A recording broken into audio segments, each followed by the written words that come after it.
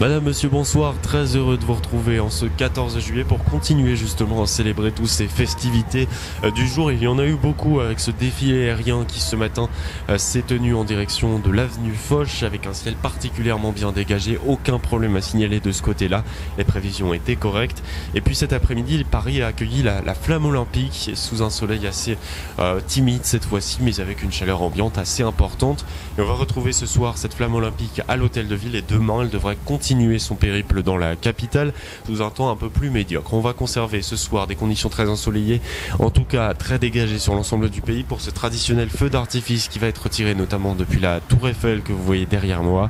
Ce sera le cas, ce ciel dégagé sur l'ensemble des 3/4 sud-est de la France avec quelques gouttes, c'est vrai, qui pourraient tomber sur la Bretagne, mais sans grandes conséquences. Les températures ce soir et cette nuit jusqu'à 27 degrés, voire 28 même en direction de Toulouse sur les coups de 23 heures, température donc très agréable. 16 degrés, c'est supportable en direction de Cherbourg, ce sera la minimale. Et puis demain matin, on va surveiller cette nouvelle perturbation qui va se diriger vers les côtes bretonnes, vers la Normandie également, avec de très fortes pluies, parfois orageuses, et donc des cumuls qu'on va surveiller. À l'avant, un ciel plutôt dégagé, un ciel voilé.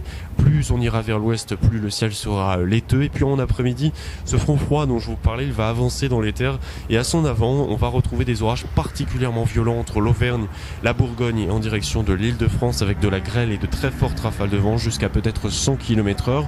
Tout ça se dirigera en soirée vers le Grand Est, la Belgique, l'Allemagne et la Suisse.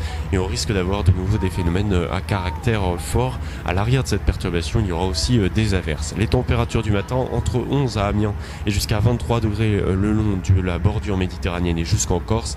Et puis dans l'après-midi, température de nouveau très estivale, très chaude même en direction de Toulouse une nouvelle fois avec 34 degrés. Ce sera aussi le cas à Grenoble. Il fera 30 degrés à Reims, 28 à Paris et la minimale ce sera 16 degrés. Et cette fois-ci pour la ville de Brest, on voit bien ce contraste justement qui se dessine entre l'Est où le soleil rayonnera en milieu de journée et puis l'Ouest où la perturbation aura fait déjà ses premiers effets. Et puis ensuite, la chaleur va vraiment résister surtout au sud où on va parler de vagues de chaleur, même peut-être en dessous de la Loire avec des températures qui vont fréquemment dépasser les 35 degrés.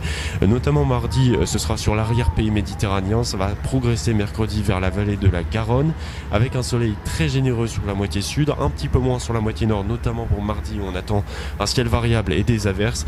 Et surtout, les températures vont vraiment prendre un coup de chalumeau à partir de jeudi et de vendredi sur l'arrière-pays méditerranéen, notamment sur l'arrière-pays varois. On pourrait atteindre les 40 degrés, voire même les dépasser dans certaines régions. 35 degrés attendus au sud de Bordeaux notamment. Et puis au nord, ce sera entre 25 et 27 degrés avec un soleil qui, vous le voyez, devrait commencer à morceler les nuages pour gagner l'ensemble du pays à partir de vendredi. Il n'y a guère que sur les reliefs ou encore sur les côtes de la Manche où quelques nuages pourraient persister. Notez que le vent sera très faible également. On surveillera quand même le risque d'incendie dans la moitié sud. Et puis pour votre week-end, eh bien on va de nouveau se diriger vers des averses sur la moitié nord, un temps lourd et orageux vers la moitié est. Et puis au sud, un soleil beaucoup plus généreux avec des températures qui restent estivales, en tout cas très agréables, conformes au niveau des moyennes de saison. Allez, partons désormais vers l'Atlantique qui a subi cette semaine, notamment au niveau des Caraïbes et puis des États-Unis, l'ouragan Beryl en catégorie 5 à certains passages, notamment vers les Antilles et la Jamaïque, avec une situation exceptionnelle, des inondations très fortes, de très fortes rafales de vent également qui sont tombées en direction du Mexique ou encore de la Jamaïque et justement du Texas. Dans la région de Houston, il a plu près de 600 mm de précipitations en quelques heures seulement, créant des inondations importantes dans certaines régions, des cours d'eau qui ont donc débordé, puis aussi ajouter à cela la submersion marine, vous obtenez un cocktail très important. De l'autre côté des États-Unis, sur la côte ouest, eh bien des incendies ravagent actuellement la Californie avec plus de 200 000 hectares déjà partis en fumée. Des incendies très violents qui sont attisés justement par un vent assez puissant et puis des températures surtout extrêmes. Plus de 45 degrés, ça va durer au moins jusqu'en fin de semaine. On n'en voit pas la fin en tout cas de cette canicule.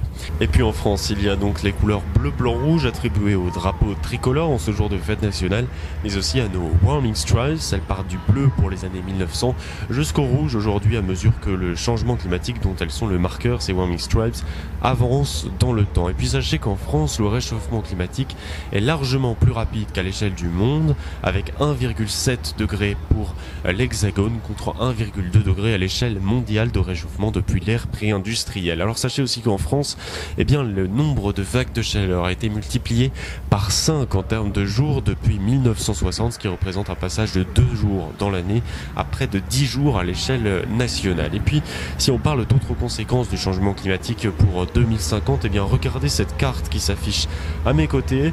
On le voit, elle est dominée par le rouge, surtout dans l'Est, signe d'un réchauffement plus rapide dans ces régions, mais aussi de multitudes de phénomènes qui passent donc de l'érosion marine jusqu'aux feux de forêt, en passant par les orages plus violents, les épisodes méditerranéens ou encore les épisodes de sécheresse et les crues qui devront continuer à s'accentuer avec le réchauffement climatique dans les prochaines années si nous ne faisons rien. Et puis demain, nous serons donc le 15 juillet, nous fêterons les Donald. Je vous souhaite une excellente soirée, je vous retrouve dans juste quelques instants, là juste après, pour votre météo des plages. D'ici là, passez de très bonnes semaines et une très bonne fin de soirée.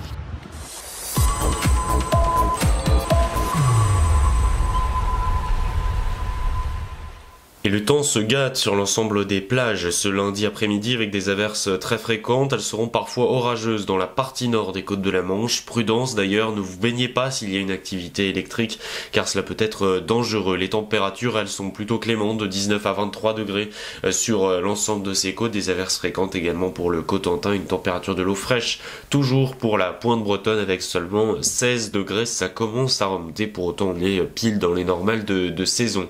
C'est aussi le cas près de l'Atlantique, mais les éclaircies seront un petit peu plus ouvertes. En revanche, on va surveiller le vent marin qui sera très puissant, 60 km/h entre les Pays de la Loire et la région Poitou-Charentes. Et puis les nuages seront un peu plus prédominants, c'est vrai, près de l'Aquitaine, avec des températures entre 21 et 22 degrés sur le sable et jusqu'à 22 degrés également les pieds dans l'eau. Et puis, si on passe la barrière pyrénéenne, on se dirige vers la Méditerranée. Là, les températures sont tout aussi agréables, mais en revanche, les nuages seront prédominants, c'est vrai, avec des entrées maritimes sur le golfe du Lion.